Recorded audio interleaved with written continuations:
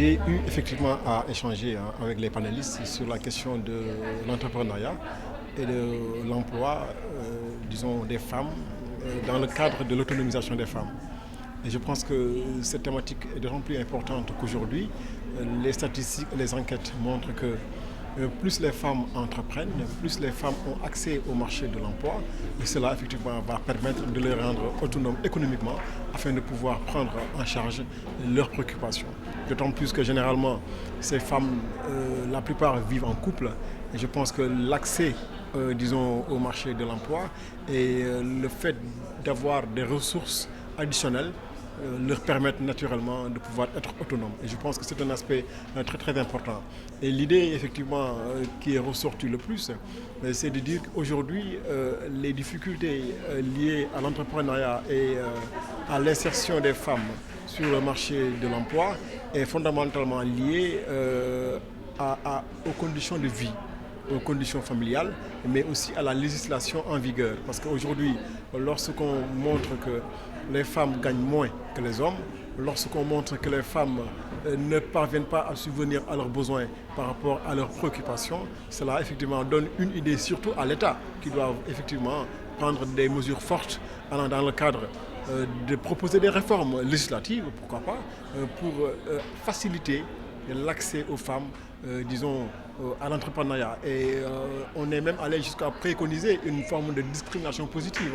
Aujourd'hui, on a vu que dans pas mal de structures, la question de l'accès aux femmes est réglée, mais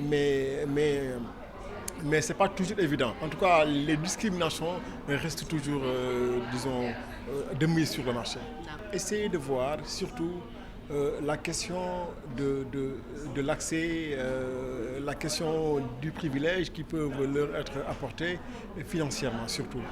Parce qu'aujourd'hui, il est montré que la plupart des femmes qui ne parviennent pas à entreprendre ou bien qui n'ont pas accès au marché de l'emploi, la question d'avoir accès aux services financiers de base est fondamentale. Parce que lorsque nous voulons entreprendre, nous pouvons avoir un business plan, avoir un projet innovant et bien ficelé, mais si malheureusement nous ne disposons pas de fonds d'accompagnement, de fonds disponibles, cela pose énormément de problèmes. Et je pense que la première recommandation, c'est de faire une discrimination positive des femmes pour que leur projet soit accompagné, que ce soit en termes d'insertion ou en termes d'entrepreneuriat.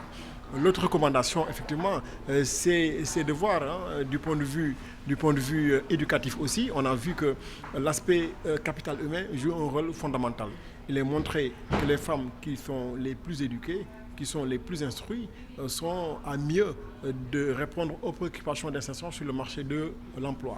Donc il est opportun à ce niveau-là de proposer effectivement des formations diplômantes en fonction du type d'entrepreneuriat que la femme souhaite faire pour que l'accompagnement puisse se faire. Et je pense que c'est des choses pas compliquées qui devraient pouvoir effectivement permettre aux femmes de s'insérer facilement sur le marché de l'emploi.